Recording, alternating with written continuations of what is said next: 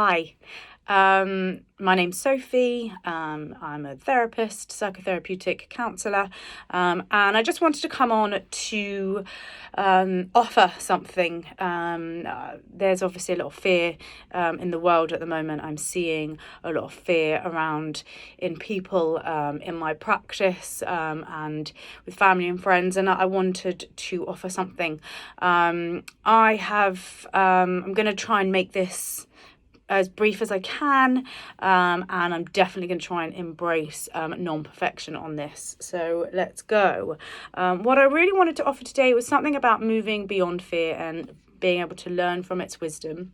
Firstly, I really want to take a moment for whoever's watching, for me, just to breathe and to check in with what's going on in the breath. So just taking a moment to center into my body and just noticing what kind of breath is happening in my lungs and in my chest. Now, no doubt if you're feeling fearful at the moment, your body is going to be responding in the very well known fight or flight fear response, shallow, quick breathing. This is all indications of the body taking ready for action, which is a really valid and useful system when we need to run, when we need to move and take action. But obviously it's really difficult to take action in this circumstance where we're left feeling powerless. So I want to take a moment really to validate any fear that you're feeling. Of course, you feel afraid. We are in the middle of a pandemic. You may have woken up feeling okay. You may have had a rough night's sleep. And then depending on who you are, which media you engage with, and how you're choosing to interact with each other, it's likely that there's an onslaught of information and news coming your way. This is all very real. People's lives are obviously being impacted. The world markets are being impacted. Livelihoods are at stake. We're all looking towards a government to guide us, one that we don't necessarily trust. And while the numbers of people who are sick are comparatively small, they are people and they are dying, and they show us how there are vulnerable pockets of the community that are vulnerable. And we may or may not know people around us that come into those vulnerable categories. So it's, of course, ultimately we are afraid for ourselves and for our loved ones and for the wider community. And I really want to validate that. And as we take in these facts, I want you to just take a moment again to notice what's it like to receive this information.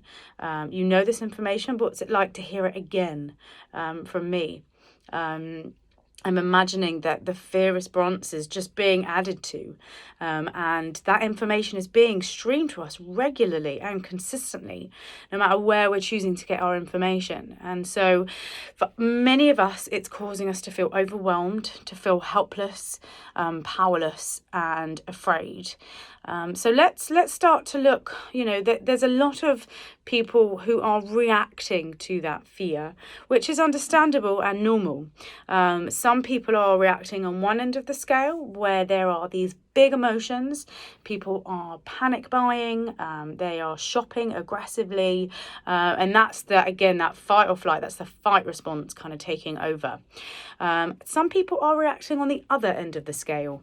They're in complete denial. They don't want to acknowledge what they see around them, and that's a symptom of another type of the same fear response, but it's freeze. It's just not taking into consideration, it's cutting off, completely disconnecting from what's actually happening, and it's another function of the brain to protect us from that level of fear. And most of us are somewhere in the middle of these two polar ends when we're, but they're all responses that are driven by fear. And of course, these are all totally normal and understandable. For many people who have experienced childhood trauma, on top of this fear and powerless position may be too much to bear. It can be too triggering at times. When as children, people when as children we can't protect ourselves, this can evoke those same feelings. And whilst of course there is fear in the present moment, if our childhood fears are also being triggered, that leaves us even less resilient to be able to respond from a grounded, centered adult place now. And it's really important to acknowledge that for perhaps the mentally unwell or the emotionally less stable people in the community, as well as the physically vulnerable. We also have a duty to our children now. We need to show them how to manage and to cope with fear, rather than showing them how we can turn on each other. As I said about, people who are triggered, we have a duty to our inner children, to the concept of the inner child, to show them that we are going to support those vulnerable parts of us that are afraid and guide them with the wise and responsible part of us, the part that has helped us to survive in our lives up till now, and that part that will continue to do so for the rest of our lives. And any mindfulness technique will help you to come to know this wise part in a stronger and stronger way. So I want to make here some suggestions of the ways that we can move through fear and respond rather than react. So I'm going to make a few suggestions. I'll do some very quick demonstrations, and they're all free. None of them cost any money. They're all accessible to all of us, and they are all safe to use, all safe techniques to use that we can use anywhere, anytime, for free.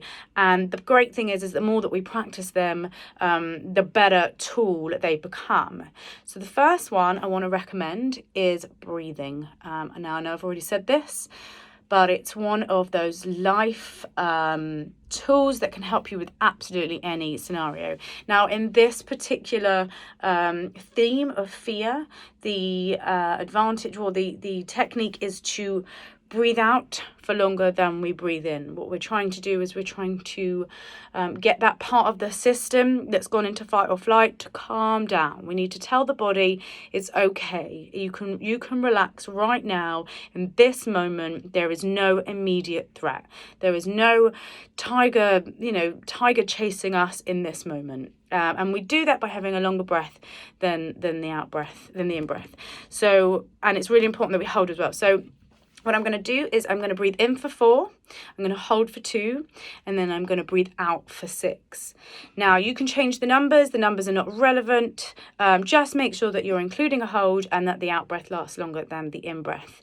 And what you're going to notice at the bottom of the out breath is I'm going to make a little push with my diaphragm, just to get at that last bit of stale air that's at the bottom of the lungs, really gets out any last tension, and I'm going to make a small sound, and that really makes sure that I get the throat moving, the oxygen coming out, and that all helps to soothe the system. Okay, so I'm going to breathe in for 4.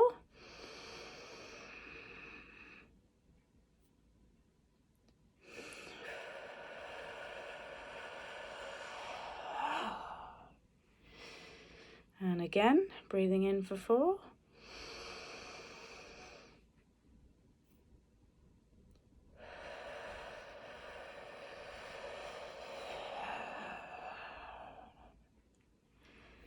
So that's a simple technique.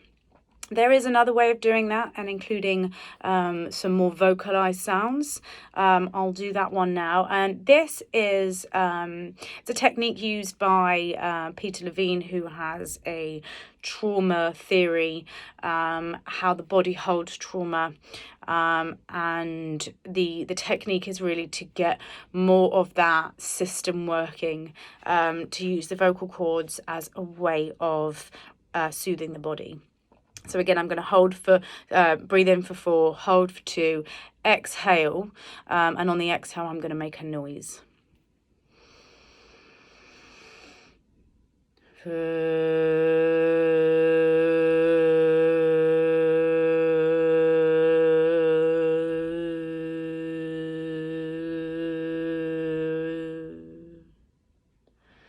Okay, so that noise is going to be slightly longer than 6 seconds. I've been doing it for a while, so the lung capacity has definitely increased for me.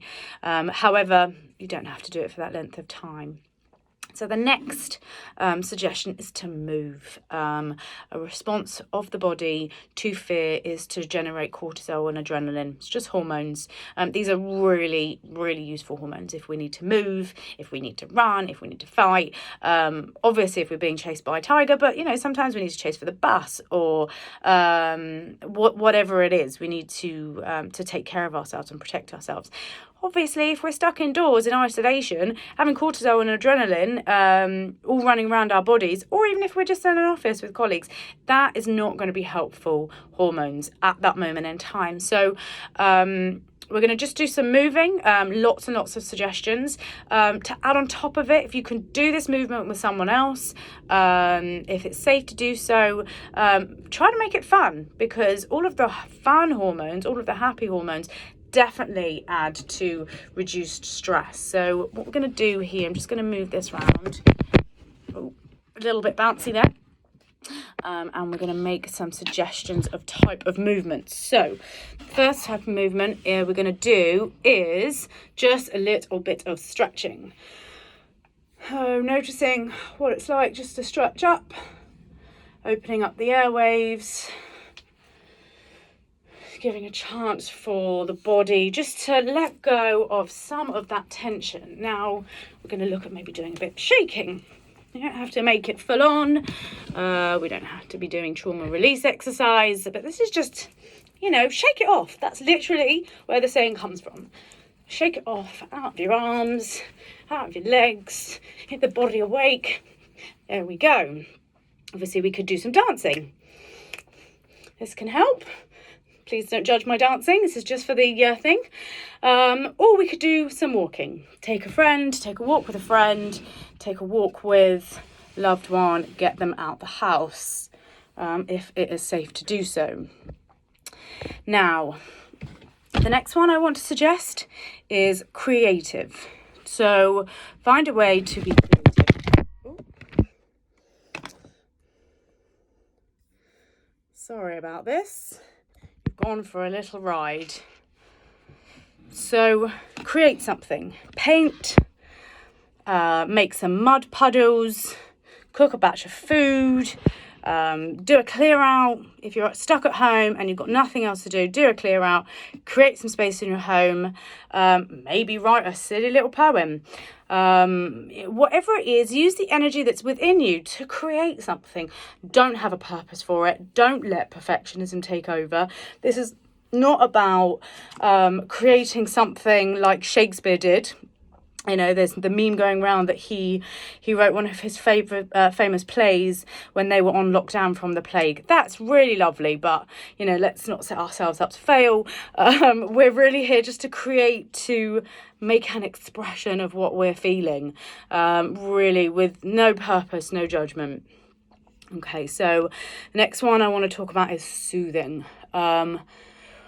When we feel fear, if there's no immediate threat, what the body tends to do is create stories. So we feel fear in our bodies, and then our body says, well, what's going on? How can I resolve this? The body wants to feel powerful. The body wants to feel in control. And if there's no immediate threat that can be seen, what will happen is the body will create a story up. It'll either create a story about how we're going to lose everything. We're going to lose our home. We're going to lose our livelihoods. We're going to lose all the people that we love. Now, I understand that some of these are real fears, but they're not going to happen in this moment. And whilst we're in that way of thinking, we're not thinking creatively of how, if this actually happens, if these fears come out, how are we going to work through them? How are we going to survive? What happens is this fear, this repetitive thought process just sends us into more and more of a spiral of fear. So when we notice that, our brains start to make sense of what's happening and make sense of the fear that we're feeling through these really frightening stories, the idea will be to come back to a mantra.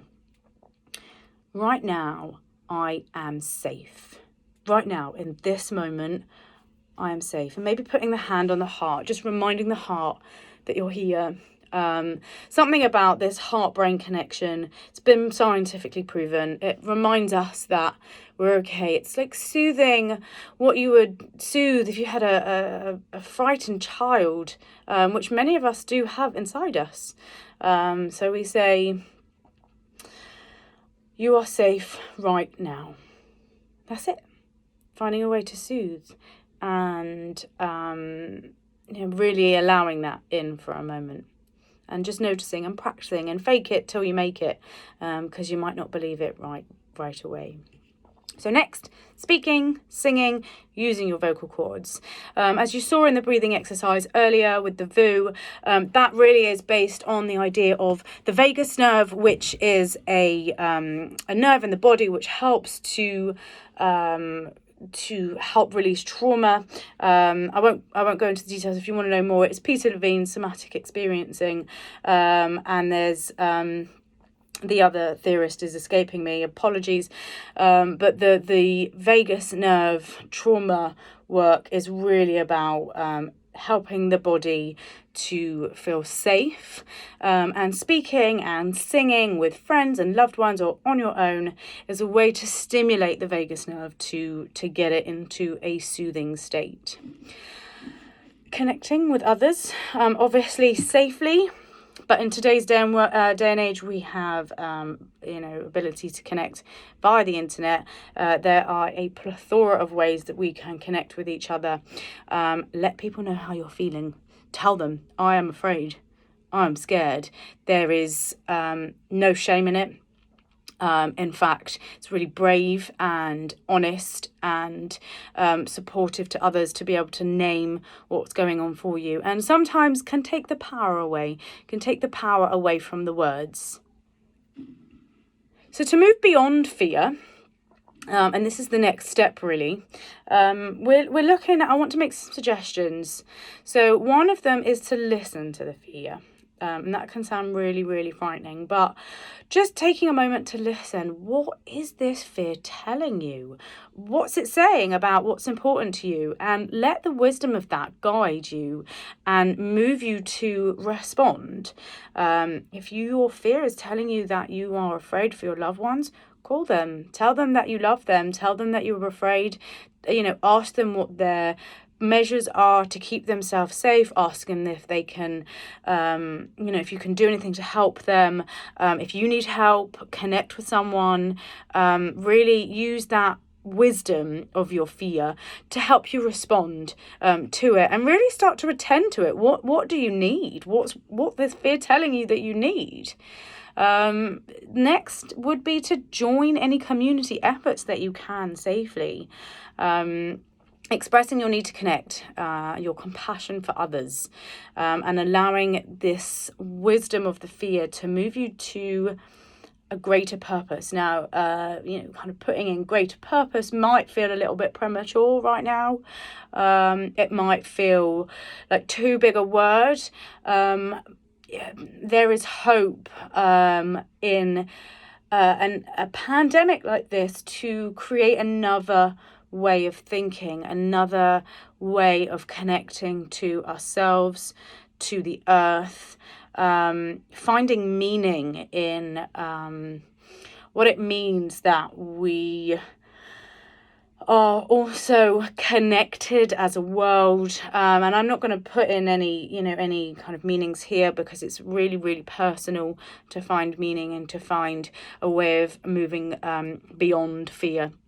But there are opportunities if we open ourselves up, after moving through the fear in the first place. This one is not meant to sound judgmental. It's meant to be an intention and a direction, and it's an invitation to make a choice. Now, whilst we cannot control what is happening around us, we can choose how we respond, and setting an intention on how we imagine the world could be a better place, how the world could respond compassionately, with consciousness, and allowing ourselves to be an expression of that. Do we want to see people in our community being well supported, being generous? Do we want the banks to be generous with us? Do we want the energy companies to be generous with us? Do we want to feel safe? I imagine that, for every question there is a yes, and really finding a way to be that within ourselves, making a choice for ourselves on how we're going to respond, because ultimately that's all we can impact is ourselves. That's the only responsibility that we have, is to ourselves and to the people around us, and we can only control our reaction to this situation for ourselves, and that can be quite hard, and yet it's our only choice. So making a choice that is in line with the type of morals and values that we not only have but want to see in the world. Gratitude. This one is quite a well-known skill to have in order to help us cope and survive.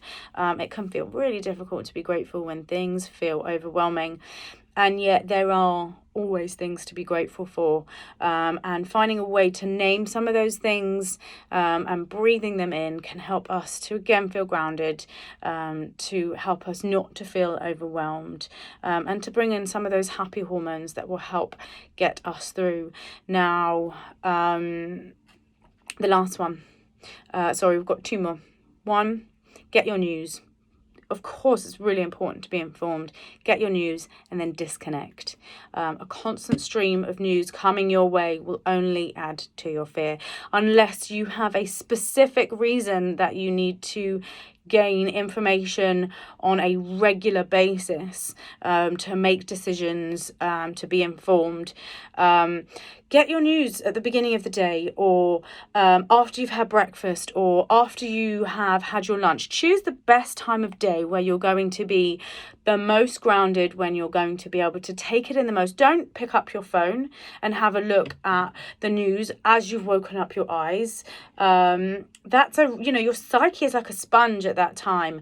And if you're already feeling fear, you're just going to add to it. Again, don't look at the news just before you go to bed. That's a time of winding down. When we go into sleep, we are restoring our bodies, our guts. We're restoring, our digestive system is going.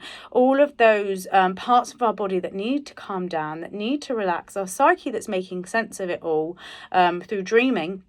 Really, we want to be in as relaxed and soothing and compassionate place before we go back to sleep, down to sleep. My recommendation really would be to disconnect at least an hour before you go to sleep, regardless of the blue light, really to protect our bodies and our minds from going into overdrive before we get that needed sleep. So get your news whenever you need to, whenever is best for you, and then disconnect. There is no heroes to be the person with the most amount of information, unless of course your job needs it. Take the time, take the opportunity. Perhaps you've got more opportunity to connect with your family. Families can be hard work too, I'm not denying that, but taking the opportunity to disconnect, really allowing yourself that rest that you might still be needing after Christmas. I mean, I know a lot of people are still running on empty after busy festive periods. And lastly, I just want to remind everyone to stop, to breathe, and then respond, and then breathe again. In that order, and only in that order. Now, I just want to say, lastly, something around the breathing. Now, for those of us who may have contracted some type of cold, cough, we're not sure what the symptoms are, we're not sure if we've got the virus, we're angry that we can't get tested, we don't know if we should isolate or not. All of that can start to create more panic for us. And of course, one of the symptoms of this virus is breathlessness.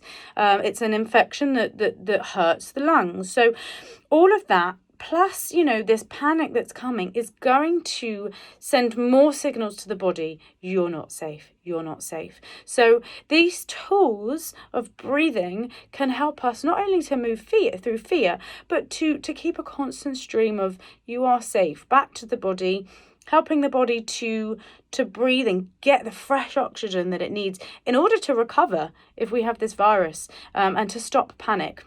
Now, there are other, obviously breathing is something that you need to either have really well, formed as a skill in your mind in order to prevent real fear taking over. So there are a couple of techniques, a couple of tools if you are feeling especially fearful and you are prone to having panic attacks. One is to wear an elastic band around the wrist and just pinging it. And that will ping back onto the wrist and will very, very quickly bring you back into the now. Now, it's not a long-term measure, but it is a short-term measure if you are noticing that your levels of panic and the fear of panic attack are with you constantly. And for people who have perhaps suffered with panic attacks or panic disorders for a longer time, and recognise that some childhood stuff might be coming up, there's a really easy technique to have. It's either a box or a pouch or a bag, or finding a way to carry something around with you, portable, that has a collection of items that stimulate the 5 senses. So you could have a bottle of lavender, if you like the smell of lavender, that you can just quickly sniff if you're feeling overwhelmed. That will bring you back into the now. And smell is the quickest way of doing that. Maybe some music, so having some earphones on you so that you can listen to some music, bring you back into the present moment. Get a song that helps to distract you from whatever thoughts you're having.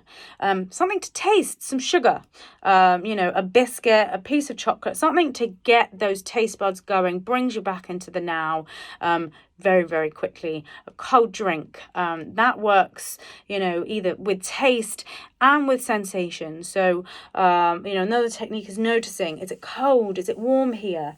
Touching something, right? What does this feel like? What does this screen feel like? Is it cold? Is it smooth? And naming out loud those things that you notice.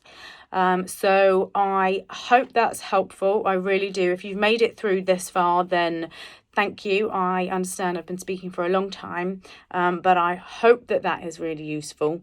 And I wish you all the best to move through this fear. And if you get through the other side and find a way to make meaning of all of this and to find a greater message in this, then you've done absolutely excellently. You've done excellently even listening to this and having the intention of taking care of yourself and your loved ones and those around you. So wishing you all well.